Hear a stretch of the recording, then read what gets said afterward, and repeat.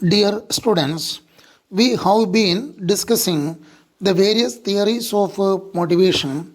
In the last classes, we have discussed the need theory of motivation given by Abraham H. Maslow and the two-factor theory of motivation given by Frederick Herzberg. Now, we discuss two other important theories of motivation. They are the theory X and the theory Y. Before entering into the theories, take care of the following instructions given by the college. The college is more concerned and optimistic about you. The dates of your examination will be declared so soon. It is the right time to turn your attention to the preparation for your examinations. Don't waste the precious time. Take the examinations very seriously. Keep close contact with your class teachers and discuss your problems with them. You should make use of the online classes and the notes given by all the teachers. You should strictly obey the COVID-19 protocol issued by the government. Keep social distancing, wear the masks, and avoid the unnecessary journeys as a part of the protocol. We have to support the government and the related authorities to fight against the challenges raised by the COVID-19. A glad news is informed to you that our students have achieved ranks in MA Economics and MA English from the Kannur University. Once again, it is reminded to you that take the examinations seriously, be positive and optimistic. Thank you. Now we can discuss the theory X and the theory Y. Theory X and theory Y were introduced by Douglas McGregor, an American psychologist. He was the student of Abraham H. Maslow. The theory X and the theory Y were introduced in the year 1960. Remember, the theory X and theory Y were introduced by Douglas McGregor in the year 1960. The theory X and the theory Y are the two important theories of motivation. These two theories are opposite in nature or contradictory in nature. That is, one theory X says is entirely different from what theory Y says. But both the theories tried to generalize the human behavior in an organization. Remember, the focal point of these two theories is this, that both the theory X and the theory Y tried to generalize the human behavior in an organization. Then a question arises, why should generalize the human behavior in an organization? It is, there are large number of employees working in an organization, but all these employees are not alike. They are different in their nature, or they are different in their attitude, or they are different in their culture, or they are different in their commitment, or they are different in their attitude, etc. That means each employee is different from the other employees in respect of their behavior. But it is not possible for the management to develop separate management style for separate pattern of management for each employee. So what the management will do is they will make a general idea, or they will make a common belief about the employees working in the organization. That is called as the generalization of human behavior. After having developed such a common behavior of the employees, then the management will choose appropriate management style or leadership style and the appropriate techniques to motivate the people. From this, you understand only this much, that both the theories, that is, theory X and theory Y, tried to make the generalization of human behavior working in the organization. When such generalization of human behavior is done, it helps to select appropriate management style and to choose appropriate techniques to motivate the people. So, the very purpose of theory Y and theory X is to make a generalization of the human behavior, and on the basis of that to choose the appropriate management style and to choose the appropriate techniques to motivate the people. Here, by management style, we mean the pattern of managing, or the way of managing, or the method of managing the employees in the organization. If the employees working in the organization are hard working, then the management may adopt a friendly style or a participative style to manage the people.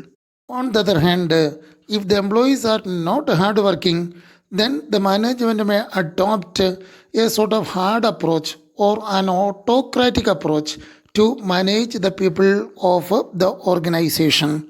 However, both the theories tried to make the generalization of human behavior and to choose appropriate management styles and appropriate motivating techniques on behalf of the people working in the organization. Now we have to discuss each theory in detail. So, firstly, we take into account theory X. As I told you earlier, theory X has been developed by MacGregor in the year 1960. In the theory X, MacGregor tried to make a generalization of the human behavior in the organization with a view to choose appropriate management style and appropriate motivating techniques. So, the very purpose of theory X is to generalize the human behavior with a view to select appropriate management style and the suitable motivating techniques. But theory X has been developed based on the traditional approach or the conservative approach about the human behavior. Conservative approach shows the negative role of the human beings working in the organization. Or, in other words, it shows the dark side of the human behavior in an organization. When the human behavior is negative or when the human behavior is dark, we mean that the people do not like to do the work. When the people have the negative role or negative behavior in an organization, MacGregor says that such people will show the following features. Now we want to see what are the features of the human behavior shown in the theory X that we have to discuss one by one. The first point is this, that people do not like to do the work. Is they are lazy. The second point is this, that they do not like to take the responsibility. They do not like to take the responsibility. The next point is this, that they like to be controlled or they like to be directed by others. See, as they are lazy, they do not like to do anything or they don't know how to do a particular work. So he has to give necessary directions or he has to be controlled by others in the organization. The next point is this, that they are not creative. They are not creative. It means that they are not the ability to find out innovative things in an organization, or they do not have the ability for innovation in the organization. That means that they are not able to find out any new ideas or new things. The next point is this, that they are not intelligent. That is, the employees are not intelligent. The next point is this, that they are self-centered. They are self-centered. That means they are haughty. The next point is this, that they are demagogues. Demagogue means a person who says something but which cannot be done by him. That means a person who says something but that cannot be done by him. The next point is this, that they are charlatan. See, the people are charlatan. It says that a person who pretends that he is everything. That means he acts just like a half doctor. That means a person who is a hypocrite. Then next point is this, that they are gullible. They are gullible. By this we mean that the people can be cheated very easily. The people can be cheated very easily. In short, we can say that theory X says that the people who are working in the organization do not like to do the work. They are not creative, or they are not intelligent, and they do not like to do the work. That means they are lazy. Remember, if we want to manage such a people, the friendly approach cannot be adopted by the management. See, if the people who are working in the organization do not like to do the work, then the management cannot adopt a friendly approach to manage such people. In such a situation, the management should adopt the autocratic style to manage the people. Somewhat hard line or autocratic style that should be adopted by the management to manage such people. Then how it is possible to motivate such people? About that, the theory says that to motivate such a people, positive techniques or positive methods cannot be adopted. Remember, if the people working in the organization do not like to do the work, or they do not like to take the responsibility, or they are self-centered, as well as if they are not intelligent, it is said that positive method of motivation is not possible. To motivate such people, it is said that negative motivation should be adopted. That means negative techniques to motivate the people should be used. By this we mean that we have to adopt the techniques like warning, suspension, demotion, imposing fine, dismissal, etc. Such a negative methods should be used to motivate the people. Remember, if theory X is followed by the management in an organization, then the management will adopt the autocratic style to manage the people in the organization, and at the same time they will adopt the negative motivation. Negative motivation includes motivating the people by using the tools like, or the techniques like, suspension, dismissal, warning, giving show cause notice, imposing fines, or imposing penalty, etc.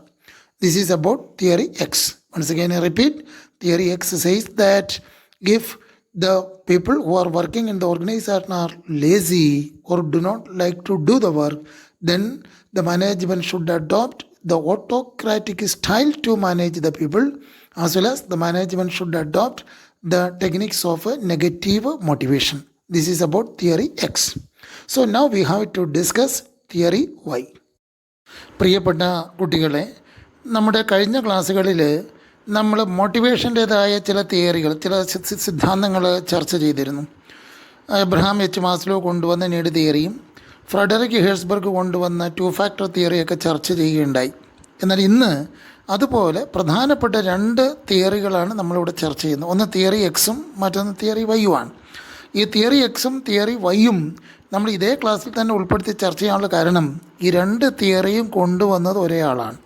അത് Douglas മാക്ഗ്രിഗോർ എന്ന് പറയുന്ന American മനഃശാസ്ത്രജ്ഞനാണ് ഇത് കൊണ്ടുവന്നത്. ഇദ്ദേഹം Douglas മാക്ഗ്രിഗോർ എന്ന് പറയുന്ന ആൾ, അതായത് നമ്മൾ ആദ്യം പഠിച്ച നീഡ് തിയറി കൊണ്ടുവന്ന എബ്രഹാം എച്ച് മാസ്ലോയുടെ ശിഷ്യനും കൂടിയാണ്. ഈ തിയറിയിലൂടെ അദ്ദേഹം ഈ മനുഷ്യൻ്റെ സ്വഭാവത്തെ വരച്ച് കാട്ടുകയാണ് ചെയ്യുന്നത്. തിയറി എക്സിലൂടെയും തിയറി വൈയിലൂടെയും ഓർഗനൈസേഷനിൽ വർക്ക് ചെയ്യുന്ന ആൾക്കാരുടെ സ്വഭാവം എങ്ങനെയുള്ളതായിരിക്കും, അവരെ എങ്ങനെ മോട്ടിവേറ്റ് ചെയ്യണം എന്നുള്ള കാര്യമാണ് ചർച്ച ചെയ്യുന്നത്. ഈ തിയറിയുടെ വിശദാംശങ്ങളിലേക്ക് പോകുന്നതിന് മുമ്പ് ഈ ക്ലാസ്സിൻ്റെ ആദ്യ ഭാഗത്ത് കോളേജ് നിങ്ങൾക്ക് വേണ്ടി കുറേ നിർദ്ദേശങ്ങൾ മുന്നോട്ട് വെച്ചിട്ടുണ്ട്. അത് നിങ്ങൾക്ക് മനസ്സിലായിട്ടുണ്ടാവും. അതിൻ്റെ മലയാളം ഇനി ആവർത്തിക്കണം എന്നെനിക്ക് തോന്നുന്നില്ല, നിങ്ങൾക്കത് മനസ്സിലായിട്ടുണ്ടാവും. അങ്ങനെ നമ്മൾ ആ പറഞ്ഞ നിർദ്ദേശങ്ങൾ നിങ്ങൾ കൃത്യമായിട്ട് പാലിക്കുക. പരീക്ഷയ്ക്ക് ഉന്നത വിജയം നിങ്ങൾ കൈവരിച്ച് കാണുന്നതിന് വേണ്ടിയിട്ടാണ് അങ്ങനെയുള്ള നിർദ്ദേശങ്ങൾ കൂടെ നിങ്ങളെ ഓർമ്മിപ്പിച്ചു കൊണ്ടിരിക്കുന്നത്. എന്തായാലും ഞങ്ങൾ നിങ്ങളുടെ കാര്യത്തിൽ അതീവ തൽപരരാണ്. അതുപോലെ തന്നെ നിങ്ങളുടെ കാര്യത്തിൽ ഞങ്ങൾക്ക് അതിയായ ശുഭാപ്തി വിശ്വാസവുമുണ്ട്. അതുകൊണ്ട് വരാൻ പോകുന്ന പരീക്ഷയെ വളരെ ഗൗരവത്തിൽ നിങ്ങൾ കണക്കിലെടുക്കുക. നിങ്ങളുടെ ക്ലാസ് ടീച്ചേഴ്സുമായിട്ട് നിരന്തര സമ്പർക്കത്തിൽ ഏർപ്പെടുക. ആ ക്ലാസ് ടീച്ചേഴ്സ് തരുന്ന നിർദ്ദേശങ്ങളും മറ്റും കൃത്യമായിട്ട് പാലിക്കുക. പിന്നെ എല്ലാ വിഷയങ്ങളുടെയും ഓൺലൈൻ ക്ലാസ്സുകളും നോട്ട്സും ഒക്കെ നിങ്ങൾക്ക് തന്നിട്ടുണ്ട്. ആ ഓൺലൈൻ ക്ലാസ്സുകളും നോട്ട്സും ഒക്കെ കൃത്യമായിട്ട് പഠിച്ച് സമയം വെറുതെ കളയാതെ ശ്രദ്ധിക്കുക. പരീക്ഷയുടെ ടൈം ടേബിൾ ഡേറ്റ് ഉടനെ പ്രഖ്യാപിക്കുന്നതാണ്. അപ്പോൾ അതുകൊണ്ട് പരീക്ഷയെ അതീവ ഗൗരവമായിട്ട് തന്നെ നിങ്ങൾ കാണേണ്ടതാണ്. അതാണ് കോളേജ് ആ നിർദ്ദേശങ്ങളിലൂടെ പറഞ്ഞിരിക്കുന്നത്. അതുപോലെ നമ്മൾ ഇന്ന് നേരിടുന്ന ഒരു ഏറ്റവും വലിയ വെല്ലുവിളിയാണ് ഈ COVID-19 മൂലമുള്ള വെല്ലുവിളി. അത് അതിജീവിക്കുന്നതിന് വേണ്ടിയിട്ട് നമ്മുടെ ബന്ധപ്പെട്ട ഗവൺമെൻറ്റും അതുപോലെ അധികാരികളും മറ്റും അതിന് വേണ്ടുന്നതായ പാലിക്കപ്പെടേണ്ടതായ മാനദണ്ഡങ്ങൾ, പ്രോട്ടോക്കോൾ മുന്നോട്ട് വെച്ചിട്ടുണ്ട്. ആ മാനദണ്ഡങ്ങൾ കൃത്യമായിട്ട് പാലിക്കുക. എങ്കിൽ മാത്രമേ നമുക്ക് ആ വെല്ലുവിളിയെ അതിജീവിച്ചുകൊണ്ട് അതിൽ നിന്ന് മോചനം നേടാൻ കഴിയുകയുള്ളൂ. അപ്പോൾ അതിൻ്റെ ഭാഗമായിട്ട് നിങ്ങൾ പ്രധാനമായിട്ടും ശ്രദ്ധിക്കേണ്ടത്, ഒന്ന് സാമൂഹിക അകലം കൃത്യമായിട്ട് പാലിക്കുക. പിന്നെ മുഖാവരണം കൃത്യമായിട്ട് എവിടെ പോകുമ്പോഴും ധരിക്കുക. അനാവശ്യ യാത്രകളെല്ലാം ഒഴിവാക്കുക എന്നുള്ളതാണ്. ഇത് കൃത്യമായിട്ട് പാലിക്കുന്ന പക്ഷം നമുക്ക് ഈ പ്രതിസന്ധിയിൽ നിന്ന് വേഗം കരകയറാൻ പറ്റും. പിന്നെ ഏറ്റവും സന്തോഷകരമായൊരു വാർത്ത, ഈ വർഷം MA എക്കണോമിക്സിനും MA ഇംഗ്ലീഷിനും കണ്ണൂർ യൂണിവേഴ്സിറ്റിയിൽ നിന്നുള്ള ഫസ്റ്റ് റാങ്ക്, സെക്കൻഡ് റാങ്കിലെ റാങ്കുകളുടെ ഒരു പ്രവാഹം തന്നെ നമ്മുടെ കോളേജിലേക്ക് വരികയുണ്ടായിട്ടുണ്ട്. എന്തായാലും ഒരിക്കൽ കൂടെ ഓർമ്മിപ്പിക്കുന്നു, വരുന്ന പരീക്ഷയ്ക്ക് വേണ്ടി ഹാർഡ് വർക്ക് ചെയ്യുക. നിങ്ങളിൽ ഞങ്ങൾ ശുഭാപ്തി വിശ്വാസമുള്ളവരാണ്. നിങ്ങൾ ഉന്നത വിജയം കൈവരിക്കാൻ കഴിവുള്ളവരാണ്, ശേഷിയുള്ളവരാണ്. അപ്പോൾ അതിന് വേണ്ടിയിട്ട് നിങ്ങളുടെ സമയം വെറുതെ കളയാതെ കാര്യക്ഷമമായ രീതിയിൽ പഠനത്തിന് വേണ്ടി തന്നെ ഉപയോഗിക്കുക എന്ന് അഭ്യർത്ഥിച്ചുകൊണ്ട് ആ ഇൻസ്ട്രക്ഷനെക്കുറിച്ചുള്ള കാര്യങ്ങൾ ഇവിടെ അവസാനിപ്പിക്കുന്നു. ഇനി നമ്മൾ നമ്മുടെ 2 തിയറിയിലേക്ക് കിടക്കുകയാണ്. തിയറി എക്സും തിയറി വൈയും ചെയ്യുന്നത് എന്താണെന്ന് വെച്ചാൽ, ഒരു ഓർഗനൈസേഷനിൽ വർക്ക് ചെയ്യുന്ന എംപ്ലോയീസിൻ്റെ സ്വഭാവത്തെക്കുറിച്ചൊരു സാമാന്യവൽക്കരണം, ജനറലൈസേഷൻ നടത്തുകയാണ് ചെയ്യുന്നത്. അങ്ങനെ ഒരു ജനറലൈസേഷൻ നടത്തുകയാണെങ്കിൽ, സാമാന്യവൽക്കരണം നടത്തുകയാണെങ്കിൽ, ഈ വർക്ക് ചെയ്യുന്ന എംപ്ലോയീസിനെ എങ്ങനെ മാനേജ് ചെയ്യണം, അവരെ മാനേജ് ചെയ്യാൻ പറ്റിയ ഏറ്റവും നല്ല ശൈലി എന്താണ്, അതേ മാനേജ്മെൻറ്റ് ശൈലി എന്താണ്, അതേപോലെ തന്നെ അവരെ മോട്ടിവേറ്റ് ചെയ്യാൻ ഏത് തരത്തിലുള്ള ടെക്നിക്കുകളാണ് ഉപയോഗിക്കേണ്ടതെന്നൊക്കെ നമുക്ക് കൃത്യമായിട്ട് പറയാൻ പറ്റും. അതിൽ നമുക്ക് പറയാം, ഒരു ഓർഗനൈസേഷനിൽ ഇപ്പോൾ 100 എംപ്ലോയീസ് വർക്ക് ചെയ്യുന്നുണ്ടെങ്കിൽ ആ 100 എംപ്ലോയീസും അവരുടെ ബിഹേവിയറിൻ്റെ കാര്യത്തിൽ ഒരുപോലെയല്ല. കാരണം അവരുടെ ആറ്റിറ്റ്യൂഡ് ഡിഫറെൻ്റ് ആയിരിക്കും, അവരുടെ നോളജ് ലെവൽ ഡിഫറെൻ്റ് ആയിരിക്കും, അതേപോലെ തന്നെ അവർക്ക് സ്ഥാപനത്തോടുള്ള ലോയൽറ്റിയുടെ കാര്യത്തിൽ വ്യത്യാസമുണ്ടാവും, വർക്കിനോടുള്ള കമ്മിറ്റ്മെൻറ്റിൻ്റെ കാര്യത്തിൽ വ്യത്യാസം ഉണ്ടാവും, അതുപോലെ ഒബീഡിയൻസ് അല്ലെങ്കിൽ ഡിസിപ്ലിൻ്റെ കാര്യത്തിൽ ഡിഫറൻസ് ഉണ്ടാവും. അപ്പോൾ എല്ലാ കാര്യത്തിലും ഈ എല്ലാ എംപ്ലോയീസും ഒരുപോലെ ആയിക്കൊള്ളണമെന്നില്ല. എന്നാൽ ഈ എല്ലാ എംപ്ലോയീസും ഒരുപോലെ അല്ല എങ്കിൽ കൂടി ഈ ഓരോ എംപ്ലോയിയെ മാനേജ് ചെയ്യാൻ പറ്റിയ, ഓരോ എംപ്ലോയിക്കും വേണ്ടുന്ന മാനേജ്മെൻറ്റ് ശൈലി ഡെവലപ്പ് ചെയ്യാനൊന്നും മാനേജ്മെൻറ്റിന് പറ്റില്ല. അപ്പോൾ മാനേജ്മെൻറ്റ് ചെയ്യാൻ പറ്റുക, ഇവിടെ വർക്ക് ചെയ്യുന്ന എംപ്ലോയീസിനെ കുറിച്ചൊരു സാമാന്യമായി അവരിങ്ങനെയൊക്കെ ആയിരിക്കും, അല്ല അവരുടെ സ്വഭാവം ഇത്തരത്തിലായിരിക്കും, അവർ പൊതുവേ ഇങ്ങനെയുള്ളവരായിരിക്കും. അതാണ് ഈ സാമാന്യവൽക്കരണം. അപ്പോൾ അത് ഡെവലപ്പ് ചെയ്തെടുക്കുക എന്നുള്ളതാണ്. ഇപ്പോൾ ഒരു ക്ലാസ്സിൽ 60 കുട്ടികളുണ്ടെങ്കിൽ 60 കുട്ടികളുടെ സ്വഭാവം 60 തരത്തിലായിരിക്കും. അവർ ചിലപ്പോൾ ഒരു പക്ഷേ പഠിക്കുന്ന കാര്യത്തിൽ മിടുക്കരായിട്ടുണ്ടാവും, ചിലപ്പോൾ പഠിക്കാൻ താല്പര്യമില്ലാത്തവരുണ്ടാവും, അല്ലെങ്കിൽ പഠിക്കുന്ന കാര്യത്തിൽ ആവറേജ് ആയിട്ടുള്ള ആൾക്കാരുണ്ടാവും. പക്ഷേ ക്ലാസ് എടുക്കാൻ വരുന്ന ടീച്ചേഴ്സ് ഓരോ കുട്ടിക്കും പറ്റുന്ന രീതിയിൽ ഓരോ തരത്തിലുള്ള ക്ലാസ് എടുക്കുക. പൊതുവായി മൊത്തം കുട്ടികളെ മുഖവിലക്കെടുത്തുകൊണ്ട് എല്ലാവർക്കും മനസ്സിലാകുന്ന രീതിയിൽ ഒരു ശൈലി സ്വീകരിക്കും എന്ന് പറയുന്നത് പോലെ ഒരു ഓർഗനൈസേഷനിൽ വർക്ക് ചെയ്യുന്ന ആൾക്കാർ പല കാര്യത്തിലും വ്യത്യസ്തരായിരിക്കും. പക്ഷെ ഓരോരുത്തർക്കും വേണ്ടുന്ന ഒരു മാനേജ്മെൻറ്റ് ശൈലി നമുക്ക് ഡെവലപ്പ് ചെയ്യാൻ പറ്റില്ല. അതുകൊണ്ട് നമ്മൾ പൊതുവെ ഒരു സാമാന്യവൽക്കരണം, ഒരു ജനറലൈസേഷൻ നടത്തും. ഈ എംപ്ലോയീസ് പൊതുവേ ഇങ്ങനെയുള്ളവരാണ് മൊത്തത്തിൽ. അതുകൊണ്ട് അവരെ എങ്ങനെ മാനേജ് ചെയ്യണം, അവരെ മാനേജ് ചെയ്യാൻ പറ്റിയ ശൈലി എന്താണ്, അവരെ മോട്ടിവേറ്റ് ചെയ്യാൻ എന്ത് ടെക്നിക്കാണ് ഉപയോഗിക്കേണ്ടത് എന്നൊക്കെ നമുക്ക് മനസ്സിലാക്കാൻ പറ്റുമെന്നുള്ളതാണ്. അപ്പോൾ അതാണ് രണ്ട് തിയറിയിലൂടെയും, തിയറി എക്സിലൂടെയും തിയറി വൈയിലൂടെയും മാഗ്രിഗോർ ചെയ്യുന്നത് ഇതാണ്. സാമാന്യവൽക്കരണം നടത്തി അതിൻ്റെ അടിസ്ഥാനത്തിൽ ഈ പറയുന്ന രീതിയിൽ മോട്ടിവേറ്റ് ചെയ്യാനുള്ള ടെക്നിക്കുകളും അതുപോലെ തന്നെ ഇവരെ മാനേജ് ചെയ്യാൻ പറ്റിയ ശൈലിയും ഒക്കെ നമുക്ക് ഡെവലപ്പ് ചെയ്തെടുക്കാൻ പറ്റും എന്നുള്ളതാണ്. ഇനി നമുക്ക് ഇതിൽ ഓരോ തിയറിയും, തിയറി എക്സും തിയറി വൈയും വേറെ വേറെ എടുത്ത് പഠിക്കേണ്ടതായിട്ടുണ്ട്. അപ്പോൾ തിയറി എക്സിലേക്ക് നമ്മൾ പോവുകയാണ്. തിയറി എക്സ് കൊണ്ടിരുന്ന മാഗ്രിഗോറാണ്. അതിൽ അയാൾ നടത്തുന്ന സാമാന്യവൽക്കരണമാണ്, ഒരു വർക്ക് ചെയ്യുന്ന എംപ്ലോയീസിനെ കുറിച്ചുള്ള ഒരു സാമാന്യവൽക്കരണമാണ്. അതിൻ്റെ അടിസ്ഥാനത്തിൽ ഇവരെ മാനേജ് ചെയ്യാൻ പറ്റിയ മോട്ടിവേറ്റിംഗ് ടെക്നിക്കുകളും അതുപോലെ തന്നെ അവരെ മാനേജ് ചെയ്യാൻ പറ്റിയ മാനേജ്മെൻറ്റ് ശൈലിയും ഡെവലപ്പ് ചെയ്ത് എടുക്കാൻ കഴിയുമെന്നാണ്. ഈ തിയറിയിലൂടെ, ഈ എക്സ് തിയറിയിലൂടെ ഈ മാഗ്രിഗോർ വരച്ച് കാട്ടുന്നത്, അതായത് വർക്ക് ചെയ്യാൻ താല്പര്യമില്ലാത്ത, ജോലിയിൽ താല്പര്യമില്ലാത്ത, ഉത്തരവാദിത്വം ഏറ്റെടുക്കാൻ താല്പര്യമില്ലാത്ത മനുഷ്യൻ്റെ ഒരു ഇരുണ്ട മുഖം, അല്ലെങ്കിൽ കാര്യക്ഷമതയില്ലാത്ത, അല്ലെങ്കിൽ നിർജീവമായ, അല്ലെങ്കിൽ ഒരു പാസീവായിട്ടുള്ള, നിഷ്ക്രിയരായിട്ടുള്ള ഒരു മനുഷ്യൻ്റെ മുഖമാണ് വരച്ച് കാട്ടുന്നത്. അപ്പോൾ ഈ തിയറിയിലൂടെ മാഗ്രിഗോർ പറയുന്നത്, ഇവിടെ വർക്ക് ചെയ്യുന്ന എംപ്ലോയീസ് ഏറെക്കുറെ എല്ലാവരും ഇങ്ങനെയൊക്കെ തന്നെ ആയിരിക്കും, ഒരു സാമാന്യവൽക്കരണമാണ്. എന്നാൽ ഈ വർക്ക് ചെയ്യുന്ന വർക്കേഴ്സിൽ വളരെ കാര്യക്ഷമതയോടുകൂടി ജോലി ചെയ്യുന്നവരുണ്ടാവും, കാര്യക്ഷമത കുറഞ്ഞവരുണ്ടാവും, ഒരു ശരാശരി കാര്യക്ഷമത വെച്ച് പുലർത്തുന്നവരൊക്കെ ഉണ്ടാവും. പക്ഷേ മാനേജ്മെൻറ്റ് അങ്ങനെ ഓരോരുത്തർക്കും പറ്റുന്ന ശൈലി സെപ്പറേറ്റ് ഡെവലപ്പ് ചെയ്യാൻ പറ്റില്ല. അതുകൊണ്ട് പൊതുവേ ഒരു ജനറലായിട്ടൊരു കാഴ്ചപ്പാട്, പൊതുവായിട്ടൊരു കാഴ്ചപ്പാടുണ്ടാകും. അപ്പോൾ ഈ തിയറി എക്സിൽ പറയുന്നത് പൊതുവേ മനുഷ്യരുടെ ഒരു നെഗറ്റീവ് സൈഡ്, ഒരു ഡാർക്ക് സൈഡാണ് കാണിക്കുന്നത്. എന്ന് വെച്ചാൽ വർക്കും കാര്യങ്ങളൊന്നും ഇഷ്ടപ്പെടാത്ത വർക്കേഴ്സിൻ്റെ മുഖമാണ് വരച്ച് കാട്ടുന്നത് എന്നുള്ളതാണ്. അതാണ് ട്രഡീഷണൽ അപ്രോച്ച്, അല്ലെങ്കിൽ കൺസർവേറ്റീവ് അപ്രോച്ച്, അല്ലെങ്കിൽ ഒരു നെഗറ്റീവ് റോള് ഹ്യൂമൻ ബീയിങ്സിൻ്റെ വരച്ച് കാട്ടുന്ന തിയറിയാണ് തിയറി എക്സ്. ആ തിയറി എക്സിലൂടെ അദ്ദേഹം ഈ മനുഷ്യൻ്റെ പൊതു സ്വഭാവത്തെക്കുറിച്ച് അദ്ദേഹം പറയുന്നുണ്ട്. അപ്പോൾ ഈ തിയറി എക്സിൽ വർക്ക് ഇഷ്ടപ്പെടാത്ത, അല്ലെങ്കിൽ ഈ വർക്കേഴ്സിൻ്റെ നെഗറ്റീവ് സൈഡ് വരച്ച് കാട്ടുകയാണ് ചെയ്യുന്നത്. അപ്പോൾ ഈ നെഗറ്റീവ് റോള് ഉള്ളതായ, ക്യാരക്ടർ ഉള്ളതായ എംപ്ലോയീസിൻ്റെ പ്രത്യേകതകൾ എന്തൊക്കെയായിരിക്കും, അല്ലെങ്കിൽ ആൾക്കാരുടെ പ്രത്യേകതകൾ എന്തൊക്കെയായിരിക്കും എന്നാണ് തിയറി എക്സിലൂടെ അദ്ദേഹം വരച്ച് കാട്ടുന്നത്. അപ്പോൾ അതിൽ കുറേ പോയിന്റുകളായിട്ട് അദ്ദേഹം അത് അവതരിപ്പിച്ചിട്ടുണ്ട്. അതിൽ ആദ്യം പറയുന്നു, ശരാശരി വർക്കർ എന്ന് വെച്ചാൽ ഇവിടെ വർക്ക് ചെയ്യുന്ന എംപ്ലോയീസ്, അത് പറയുന്നുണ്ട്, they did not like to do the work, ജോലി ചെയ്യാൻ ഇഷ്ടപ്പെടുന്നില്ല, അവർ മടിയന്മാരായിരിക്കും, ദേ ആർ ലേസി. പിന്നെ മറ്റൊന്ന് പറയുന്നത്, they did not like to take the responsibility, ഉത്തരവാദിത്തങ്ങളൊന്നും ഏറ്റെടുത്ത് ചെയ്യാൻ അവർക്ക് താല്പര്യമില്ല. അപ്പോൾ ഉത്തരവാദിത്തങ്ങൾ ഏറ്റെടുത്താൽ അതിൻ്റേതായ ടെൻഷൻ ഉണ്ടാവും. അത് കൃത്യസമയത്ത് പറഞ്ഞ സമയത്ത് പല വർക്കുകളൊക്കെ ചെയ്ത് തീർത്ത് കടമകളും കർത്തവ്യങ്ങളൊക്കെ കൃത്യമായിട്ട് നിറവേറ്റേണ്ടതായിട്ടുണ്ടാകും. പക്ഷേ അതിനവർക്ക് താല്പര്യമില്ല. അതുപോലെ തന്നെ പറയുന്നു, they like to be directed and controlled by others, എപ്പോഴും മറ്റുള്ളവരുടെ ഈ നിയന്ത്രണത്തിൽ നിൽക്കാൻ അവർക്ക് താല്പര്യം. കാരണം സ്വന്തമായിട്ടൊന്നും ചെയ്യാൻ താല്പര്യമില്ല, സ്വന്തമായിട്ട് ഒരു കാര്യങ്ങൾ ഏറ്റെടുത്ത് ചെയ്യാനുള്ള പ്രാപ്തിയുമില്ല. അപ്പോൾ അങ്ങനെ വരുമ്പോൾ അവരെന്ത് ചെയ്യും, മറ്റുള്ളവരുടെ കീഴിൽ നിന്ന്, അവരുടെ നിഴലിൽ നിന്നുകൊണ്ട് എന്ത് ചെയ്യും, അവരുടെ ഒരു സപ്പോർട്ടോടുകൂടി പിടിച്ചു നിൽക്കാനാണ് അവർക്ക് എപ്പോഴും ആഗ്രഹം. പക്ഷേ ജോലി കളയാൻ തയ്യാറല്ല, കാരണം വരുമാനം വേണം, ജീവിക്കണം. അതുകൊണ്ട് അങ്ങനെയുള്ള ആൾക്കാർ ചെയ്യുക, മറ്റുള്ളവരുടെ എന്ത് കാര്യം ചെയ്യണമെങ്കിൽ മറ്റുള്ള നിർദ്ദേശങ്ങൾ സ്വീകരിക്കും, അവരോട് ചോദിച്ചിട്ടേ ചെയ്യൂ. സ്വന്തമായി കാര്യങ്ങൾ ആലോചിച്ച് ചെയ്യാനുള്ള പ്രാപ്തി ഇല്ലാതെ വരുമ്പോഴാണ് അങ്ങനെ ചെയ്യേണ്ടി വരിക. അപ്പോൾ അതുകൊണ്ടാണ് പറയുന്നത്, they like to be directed or controlled by others. എന്ത് കാര്യങ്ങൾക്കും മറ്റുള്ളവരുടെ നിർദ്ദേശം തേടും, മറ്റുള്ളവർ ആലോചിക്കും, മറ്റുള്ളവരുടെ നിയന്ത്രണത്തിൽ നിന്നുകൊണ്ട് ജോലി ചെയ്യാൻ ഇഷ്ടപ്പെടുന്ന ആൾക്കാരാണ്. പിന്നെ മറ്റൊരു ഫീച്ചർ പറയുന്നത്, ദേ ആർ നോട്ട് ക്രിയേറ്റീവ്. ഇവിടെ വർക്ക് ചെയ്യുന്ന, ഓർഗനൈസേഷൻ വർക്ക് ചെയ്യുന്ന ആൾക്കാർ ക്രിയേറ്റീവ് അല്ല. ക്രിയേറ്റീവ് എന്ന് പറഞ്ഞാൽ നൂതനമായിട്ടുള്ള, പുതുതായിട്ട് പല ഐഡിയാസ് ഡെവലപ്പ് ചെയ്യാനും പല പല കാര്യങ്ങളൊക്കെ കണ്ടുപിടിക്കാൻ കഴിവുള്ള ആൾക്കാരെയാണ് ഇന്നോവേറ്റീവ് എന്ന് പറയുക. അല്ലെങ്കിൽ അവർ ക്രിയേറ്റീവ് ആവുന്നത് അപ്പോഴാണ്. പക്ഷെ ഇവിടെ പറഞ്ഞു, ഇവിടെ വർക്ക് ചെയ്യുന്നവർ ക്രിയേറ്റീവ് അല്ല എന്ന് പറഞ്ഞാൽ ഇന്നോവേറ്റീവ് അല്ല. നൂതനമായ ഐഡിയയോ നൂതനമായ പുതുതായിട്ടുള്ള കണ്ടുപിടുത്തങ്ങളോ ഒന്നും നടത്താൻ പ്രാപ്തി ഇല്ലാത്തവരാണ്. പിന്നെ മറ്റൊന്ന് പറയുന്നത്, ദേ ആർ നോട്ട് ഇൻ്റലിജൻറ്റ്. വലിയ ബുദ്ധി ഒക്കെ ഉണ്ടെന്ന് ഭാവിക്കത്തേ ഉള്ളൂ, അല്ല ബുദ്ധിയൊന്നുമില്ല. അങ്ങനെ വലിയ ബുദ്ധിയുള്ള ആൾക്കാരൊന്നും അല്ല ഇവിടെ വർക്ക് ചെയ്യുന്ന എംപ്ലോയീസ്. പിന്നെ മറ്റൊന്ന് പറയുന്നു, ദേ ആർ സെൽഫ് സെൻറ്റേഡ്.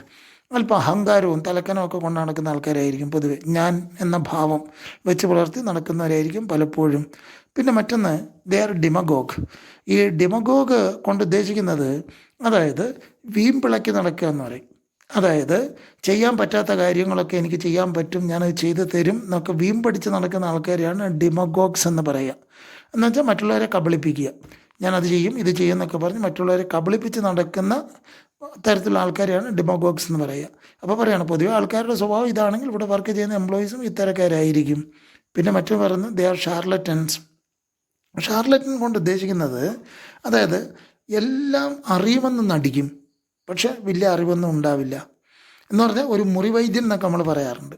അതായത് ഇപ്പോൾ ഹാഫ് ഡോക്ടർ എന്നൊക്കെ നമ്മൾ പറയുന്ന പോലെ, അതായത് വലിയ ഡോക്ടറായിട്ട് നടിക്കും, പക്ഷേ വലിയ വൈദ്യനായിട്ട് നടിക്കും, പക്ഷേ ഇതിൽ വലിയ അറിവൊന്നും ഉണ്ടാവില്ല. അങ്ങനെയുള്ള ആൾക്കാരെയാണ് ഷാർലറ്റൻ എന്ന് പറയുക. എന്നുവെച്ചാൽ കപട വേഷം കെട്ടി നടക്കുന്ന ആൾക്കാരാണ്, അവരെയാണ് നമ്മൾ ഷാർലറ്റൻ കൊണ്ട് ഉദ്ദേശിക്കുന്നത്. മുറിവൈദ്യൻ എന്നൊക്കെ വേണേൽ പറയാം.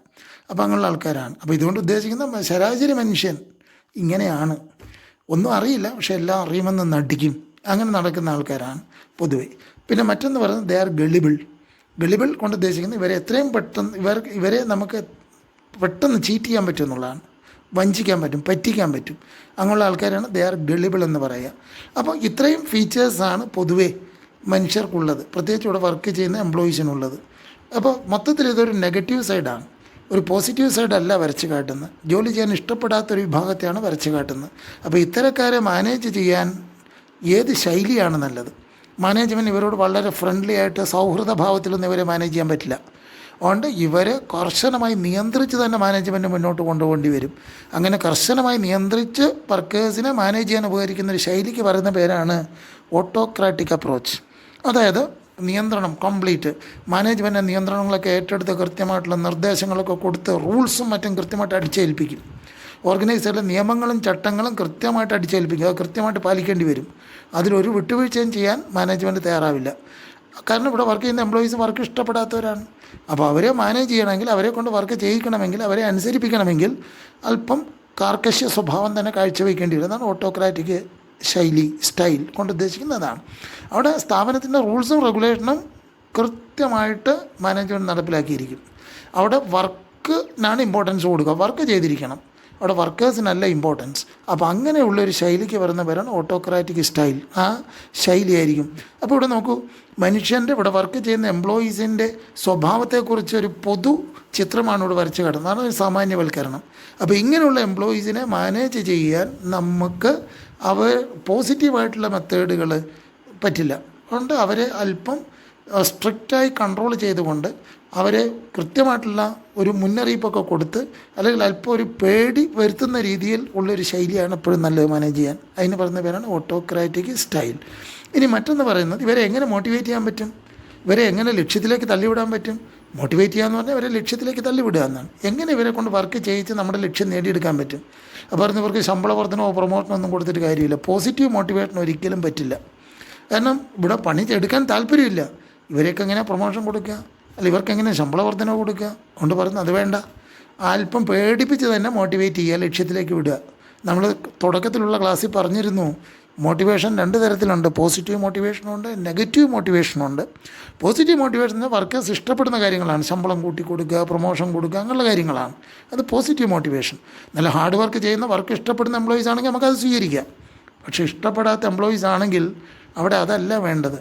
അപ്പോൾ അവരെ കൊണ്ട് വർക്ക് ചെയ്യിക്കാൻ പറ്റുന്ന രീതിയിലുള്ള നെഗറ്റീവായിട്ടുള്ള മോട്ടിവേഷൻ തന്നെ അഡോപ്റ്റ് ചെയ്യണം. എന്നുവെച്ചാൽ അവരിഷ്ടപ്പെടാത്ത ചില രീതികൾ അഡോപ്റ്റ് ചെയ്യണം. അതിലൊന്ന് പറയുന്നത് ഫൈൻ ഈടാക്കുക, ജോലിയൊന്നും കൃത്യമായിട്ട് ചെയ്തില്ലെങ്കിൽ, അല്ലെ പെനാൾട്ടി, പിഴ ചുമത്തുക. അതുപോലെ തന്നെ അവർക്ക് മുന്നറിയിപ്പ്, വാണിംഗ് കൊടുക്കുക. അതുപോലെ തന്നെ കാരണം കാണിക്കൽ നോട്ടീസ്, ഷോ കോസ് നോട്ടീസ് കൊടുക്കുക. അതുപോലെ സ്ഥാനക്കയറ്റമല്ല, മറിച്ച് അവരിപ്പോൾ ഇരിക്കുന്ന സ്ഥാനത്ത് നിന്ന് അവരെ തരം താഴ്ത്തുക, ഡിമോഷൻ കൊടുക്കുക.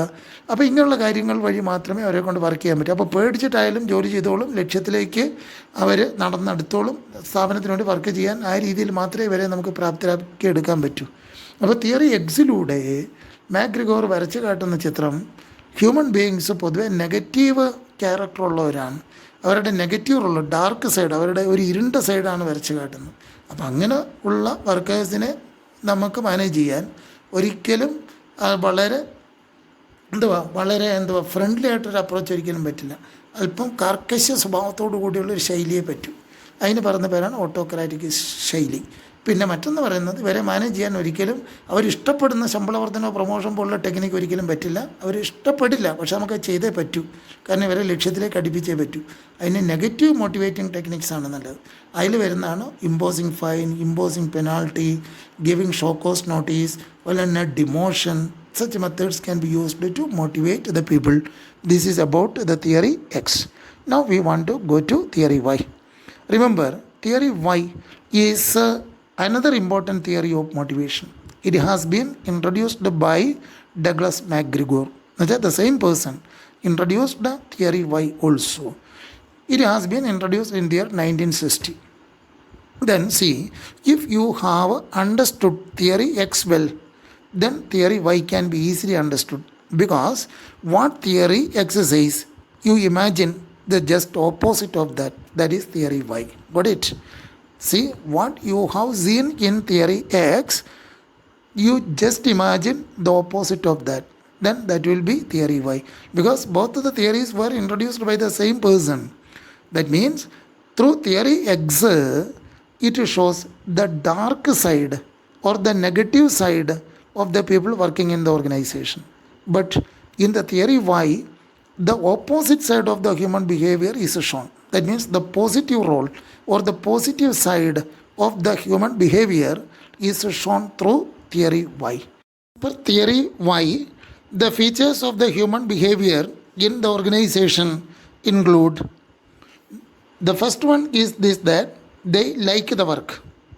See, it is just opposite of what theory X said. There we have seen that the people do not like to do the work. But here it is said that people like the work. The second feature is this, that, or the next feature is this, that they like the work just as play or hobbies. They like the work just as play or hobbies. The next feature is this, that they are intelligent. They are intelligent. Next feature is this, that they like to take the responsibility. They like to take the responsibility. Then next feature is this, that they are creative. They are creative. Next feature is this, that they like to work independently. That means they do not like to be directed or controlled by others. That means they like to work independently. About all these show that the positive role of the human behavior in the organization. They like the work or they like to take the responsibility. They are intelligent. They like the work just as play or hobbies. That shows the positive role of the human behavior in the organization. In such an organization, or if such is the nature of the people working in the organization, then why should we adopt an autocratic style? No. We can adopt a friendly approach, a friendly style in the organization. That style is called as a participative style. See, if the people working in the organization are positive, or if they like to do the work, as well as if they like to take the responsibility, etc., then why should they be controlled much? They should be allowed to work freely. A sort of free style or participative style or a democratic style can be adopted in the organization. The people can be given freedom or they can be participated in decision making process of the management. Such a style is called as a democratic style or participative style of leadership. What type of motivating techniques can be adopted in the organization? We need not give warning, or we do not give a fine, or we do not impose penalty, or we do not give suspension, or we do not give dismissal, etc. in such cases. Because here the people like to do the work, or they are responsible, or they are creative, or they are intelligent, so they need not be punished. So here, to motivate them, the positive methods can be used. As per theory Y, positive methods can be used to motivate the people. What are the positive methods, or what are the positive techniques, or the methods that are liked by the people? For example, giving promotion, giving increase in salary, or giving recognition, or giving rewards, etc. Such methods can be used to motivate the people, because the people are ready to do the work. Then why should they be punished, or they should be given freedom to work, or they should be participated in the management? So they can be positively motivated through the measures like increase in salary, giving promotion, recognition, as well as giving rewards, etc. Such methods can be used to motivate the people. So both the theories are contradictory in nature. What theory X says, that is entirely different from that what theory Y says. Here theory Y is over. അതായത് theory എക്സിൽ പറഞ്ഞ കാര്യങ്ങൾ എന്താണോ അതിൻ്റെ നേരെ വിപരീതമാണ് theory വൈയിലൂടെ മാഗ്രിഗോർ വരച്ച് കാട്ടുന്നത്. അവിടെ വർക്കേഴ്സ് വർക്ക് ഇഷ്ടപ്പെടുന്നില്ല, മടിയന്മാരാണ്, അതുപോലെ സെൽഫ് സെൻറ്റേർഡ് ആണ്, ഇൻ്റലിജൻ്റ് അല്ല എന്നൊക്കെ പറയുന്നു. അതുകൊണ്ട് അവരെ കർശനമായി മാനേജ് ചെയ്യണം, ഓട്ടോക്രാറ്റിക് ശൈലി അഡോപ്റ്റ് ചെയ്യണം. എന്നാൽ ഇവിടെ പറയുന്നു വർക്കേഴ്സ് അങ്ങനെയുള്ളവരല്ല, വർക്ക് ഇഷ്ടപ്പെടുന്നവരാണ്, അവർ ബുദ്ധിമാന്മാരാണ്, അവർ ക്രിയേറ്റീവാണ്, അവർ വിനോദങ്ങൾ ഹോബി ഇഷ്ടപ്പെടുന്നത് പോലെ തന്നെ വർക്ക് ചെയ്യാൻ ഇഷ്ടപ്പെടുന്നവരാണ്, ഉത്തരവാദിത്വങ്ങൾ ഏറ്റെടുക്കാൻ ഇഷ്ടപ്പെടുന്നവരാണ്. അവരെ എന്തിനാണ് നമ്മൾ കർശന മാർഗത്തിലൂടെ മാനേജ് ചെയ്യുന്നത്? എന്തിനാണ്? അപ്പോൾ അങ്ങനെയുള്ള ആൾക്കാരെ മാനേജ് ചെയ്യാൻ കുറച്ച് ഫ്രീ ആയിട്ടുള്ള ശൈലി നമുക്ക് അഡോപ്റ്റ് ചെയ്യാം. അങ്ങനെ പാർട്ടിസിപ്പേറ്റീവ് സ്റ്റൈൽ, അവരെ കൂടി എല്ലാ കാര്യങ്ങളും പങ്കെടുപ്പിച്ചുകൊണ്ട് അവർക്ക് സ്വാതന്ത്ര്യം കൊടുത്തുകൊണ്ടുള്ളൊരു ശൈലിയാണ് നല്ലത്. ഇപ്പോൾ മാനേജ്മെൻറ്റ് തീരുമാനങ്ങളൊക്കെ എടുക്കുന്ന പ്രക്രിയയിൽ ഇവരെ കൂടെ പങ്കാളികളാക്കുക, അവരുടെ അഭിപ്രായങ്ങൾ ആരായുക. കാരണം അവർ സ്ഥാപനത്തിൻ്റെ നന്മ ആഗ്രഹിച്ച് സ്ഥാപനത്തിന് വേണ്ടി എന്ത് വർക്കും ചെയ്യാൻ തയ്യാറുള്ള ആൾക്കാരാണ്. അപ്പോൾ അവരെ കൂടെ തീരുമാനമെടുക്കുന്ന പ്രക്രിയയിലും മറ്റും പങ്കെടുപ്പിച്ചുകൊണ്ട് നമുക്ക് മാനേജ് ചെയ്യാം. അതാണ് ഈ പാർട്ടിസിപ്പേറ്റീവ് സ്റ്റൈൽ. അവരെ കൂടെ ഡിസിഷൻ മേക്കിംഗ് പ്രോസസ്സിൽ പാർട്ടിസിപ്പേറ്റ് ചെയ്യിച്ചുകൊണ്ടുള്ളൊരു ശൈലിയാണ്. ആണ് പാർട്ടിസിപ്പേറ്റീവ് സ്റ്റൈൽ നമുക്ക് അഡോപ്റ്റ് ചെയ്യാം. അതിനാണ് ഡെമോക്രാറ്റിക് സ്റ്റൈൽ എന്നൊക്കെ പറയുക. അപ്പോൾ അങ്ങനെ ചെയ്ത് കഴിഞ്ഞാൽ അവർ ലക്ഷ്യത്തിലേക്ക് നമുക്കൊരു വേഗം എത്തിക്കാൻ പറ്റുമെന്നുള്ളതാണ്. ചുരുക്കി പറഞ്ഞാൽ തിയറി വൈ തിയറി എക്സിൻ്റെ നേരെ ഓപ്പോസിറ്റാണ്. ഇവിടെ മനുഷ്യൻ്റെ ഒരു പോസിറ്റീവ് സൈഡിനെ വരച്ച് കാട്ടുന്നു, വർക്ക് ചെയ്യാനുള്ള ഒരു തൽപരതയെ വരച്ച് കാട്ടുന്നു, ഉത്തരവാദിത്തങ്ങൾ ഏറ്റെടുക്കാൻ കഴിയുന്ന ഒരു വർക്ക് ഫോഴ്സിനെയാണ് ഇവിടെ വരച്ച് കാട്ടുന്നത്. അതാണ് മോഡേൺ കാഴ്ചപ്പാട്. അതുകൊണ്ടാണ് പറഞ്ഞത് തിയറി വൈ മോഡേൺ അപ്രോച്ചിനെ ബേസ് ചെയ്തുകൊണ്ടുള്ളതാണ്.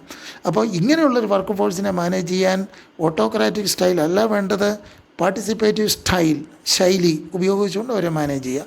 ഇങ്ങനെയുള്ള വർക്കേഴ്സിനെ മോട്ടിവേറ്റ് ചെയ്യാൻ അവരെ പേടിപ്പിച്ചും വഴക്ക് പറഞ്ഞും ഡിസ്മിസ് ചെയ്തും ഉള്ള ശൈലി അല്ല നല്ലത്, അങ്ങനെയുള്ള ടെക്നിക്കല്ല നല്ലത്. ഒരു മോട്ടിവേറ്റ് ചെയ്യാൻ എപ്പോഴും നല്ല പോസിറ്റീവ് ടെക്നിക്സാണ്. അതായത് ശമ്പളം കൂട്ടി കൊടുക്കുക, പ്രൊമോഷൻ കൊടുക്കുക, അവരുടെ കോൺട്രിബ്യൂഷനെ നമ്മൾ റെക്കഗ്നൈസ് ചെയ്യുക, അല്ലേ? അപ്പോൾ അങ്ങനെയുള്ള കാര്യങ്ങളൊക്കെ കൂടുതൽ റെസ്പോൺസിബിലിറ്റി കൊടുക്കുക, കൂടുതൽ അധികാരം കൊടുക്കുക. അപ്പോൾ അങ്ങനെയുള്ള വഴികളിലൂടെയൊക്കെ അവർ മോട്ടിവേറ്റ് ചെയ്യാൻ പറ്റുമെന്നാണ് തിയറി വൈ പറയുന്നത്. അപ്പോൾ തിയറി എക്സിൻ്റെ നേരെ ഓപ്പോസിറ്റാണ് തിയറി വൈ. അങ്ങനെ ഇവിടെ തിയറി വൈ കംപ്ലീറ്റ് ചെയ്യുന്നു. Thank you. The remaining topic can be seen in the next class.